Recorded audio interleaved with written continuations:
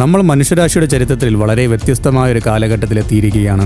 ഇതൊരു പുതിയ കാര്യമല്ല, മറിച്ച് വ്യത്യസ്തമായ ഒന്നാണ്. ലളിതമായി പറഞ്ഞാൽ ആത്മീയ ഡിജിറ്റൽ യുഗവുമായി പൊരുത്തപ്പെടാൻ തുടങ്ങിയിരിക്കുന്നു എന്ന്. കൃത്യമായി പറഞ്ഞാൽ ഓൺലൈൻ ആചാരങ്ങളുടെയും ആധുനിക മിസ്റ്റിസത്തിൻ്റെയും ഒരു കടന്നുകയറ്റം തന്നെ നടക്കുന്നുണ്ട്. ഈ വിഷയവുമായി ബന്ധപ്പെട്ട എല്ലാ കാര്യങ്ങളും ഈ ഒരു ഒറ്റ വീഡിയോയിൽ ഉൾപ്പെടുത്താൻ എനിക്ക് കഴിയില്ല. അതിനെക്കുറിച്ച് നമുക്ക് ഭാവിയിൽ കൂടുതൽ സംസാരിക്കാം. അതിനാൽ ഇപ്പോൾ ഞാൻ പ്രധാനപ്പെട്ട ചില കാര്യങ്ങളിൽ മാത്രം ശ്രദ്ധ കേന്ദ്രീകരിക്കാം. സാങ്കേതികവിദ്യ എങ്ങനെയാണ് ആത്മീയ ആചാരങ്ങളെയും വിശ്വാസങ്ങളെയും മറികടക്കുന്നു എന്ന്, അല്ലെങ്കിൽ മാറ്റിമറിക്കുന്നു എന്ന് നാം മനസ്സിലാക്കേണ്ടതുണ്ട്. പലപ്പോഴും മറ്റൊരാൾ ചൂണ്ടിക്കാണിക്കുന്നത് വരെ നമ്മൾ ഇത്തരം പരിപാടികൾ ശ്രദ്ധിക്കാറില്ല എന്നതാണ്. Welcome to JJTV Mystery World. Walk with me, no fear. ഇന്ന് മതപരമായ ഗ്രൂപ്പുകളും ആത്മീയ കൂട്ടായ്മകളും തങ്ങളുടെ പൂജകളും ധ്യാനങ്ങളും രോഗശാന്തി ശുശ്രൂഷകളുമെല്ലാം പൂർണ്ണമായി ഓൺലൈൻ നടത്തുന്നു. ലൈവ് സ്ട്രീമിംഗ്, VR, AR തുടങ്ങിയ സാങ്കേതികവിദ്യകൾ ഉപയോഗിച്ച് ആളുകളിലേക്ക് ലോകത്തെവിടെ നിന്നും ഇതിൽ പങ്കെടുക്കാം. ഇതിലൂടെ വിശുദ്ധമായ ഒരിടം എന്ന സങ്കല്പം തന്നെ മാറുകയാണ്. ഇതൊരു മുന്നറിയിപ്പായിട്ടോ അല്ലെങ്കിൽ ഓർമ്മപ്പെടുത്തലായിട്ടോ നിങ്ങൾ കരുതുക.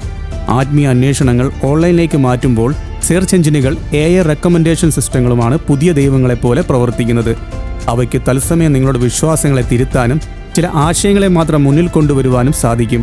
അതായത് നിങ്ങളുടെ ആത്മീയ പാത ദൈവത്താൽ നയിക്കപ്പെടുന്നതിന് പകരം ഡേറ്റ കൊണ്ട് നിയന്ത്രിക്കപ്പെടുന്ന ഒന്നായി മാറുന്നു. സത്യമെന്നത് വെറുമൊരു അൽഗോരിതമായി മാറുന്ന കാലത്തേക്ക് നാം പോയിക്കൊണ്ടിരിക്കുന്നു എന്നതാണ് സത്യം. വിർച്വൽ റിയാലിറ്റി ആളുകൾ ആത്മീയ അനുഭവിക്കുന്ന രീതിയെ മാറ്റുകയാണ്. അമ്പലത്തിലോ പള്ളിയിലോ പോകുന്നതിന് പകരം ഒരു ഹെഡ്സെറ്റ് വെച്ച് വിർച്വലായി അവിടെ എത്താം.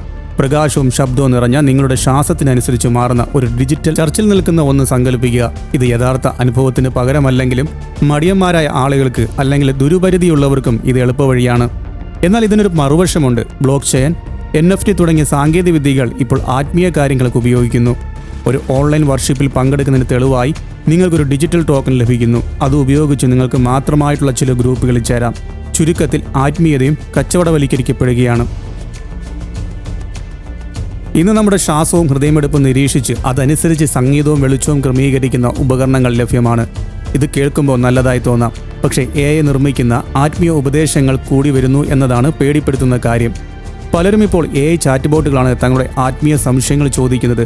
സത്യം പറഞ്ഞാൽ പല മനുഷ്യരെക്കാൾ മാന്യമായി AI പെരുമാറുന്നു എന്ന് ചിലർ കരുതുന്നു. AI നിങ്ങളെ വഞ്ചിക്കില്ല, ഗോസ്റ്റ് ചെയ്യില്ല. മനുഷ്യരെക്കാൾ വിശ്വസിക്കാൻ കൊള്ളാവുന്നത് യന്ത്രങ്ങളാണെന്നുള്ള ജനം ഇന്ന് ചിന്തിച്ചു തുടങ്ങിയിരിക്കുന്നു. പക്ഷേ ഇതിലൊരു വലിയ അപകടമുണ്ട്. ഡിജിറ്റൽ യുഗത്തിൽ ഊർജ്ജമെന്നത് ഡേറ്റയാണ്. നിങ്ങളുടെ ഓരോ പ്രാർത്ഥനയും ക്ലിക്കും ധ്യാനവും ട്രാക്ക് ചെയ്യപ്പെടുന്നു. അത് നിങ്ങളുടെ സ്പിരിച്വൽ സ്കോറായി മാറുകയും ചെയ്യുന്നു. ആത്മീയത എന്നത് സബ്സ്ക്രിപ്ഷൻ മോഡലായി മാറും. വിശ്വാസി വെറും ഒരു ഉപഭോക്തായി മാറും. ഇത് ആത്മാവിനെയല്ല, മറിച്ച് ഈഗോയാണ് പോഷിപ്പിക്കുക. ഓൺലൈൻ ആത്മീയതയിലെ ഏറ്റവും വലിയ ചതി മരിച്ചുപോയ ആത്മീയ ഗുരുക്കന്മാരെ AI ഉപയോഗിച്ച് തിരിച്ചു കൊണ്ടുവരുന്നു. അവർ പുതിയ സന്ദേശങ്ങൾ നൽകുന്നതായി തോന്നിപ്പിക്കാം എന്നതാണ്. ഇത് വലിയൊരു ആത്മീയ തട്ടിപ്പായി മാറാം. ആളുകൾ തങ്ങൾ ആത്മീയ ഉണർവ് നേടി എന്ന് വിശ്വസിക്കും. എന്നാൽ യഥാർത്ഥത്തിൽ അവർ ഒരു വീഡിയോ ഗെയിം പോലെയുള്ള മായയിലായിരിക്കും.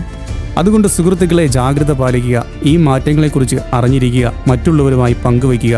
നിങ്ങളുടെ അഭിപ്രായങ്ങൾ താഴെ കമൻറ്റ് ചെയ്യുക. എല്ലാവരും സുരക്ഷിതരായിരിക്കുക. ഉണർന്നിരിക്കുക. നന്ദി.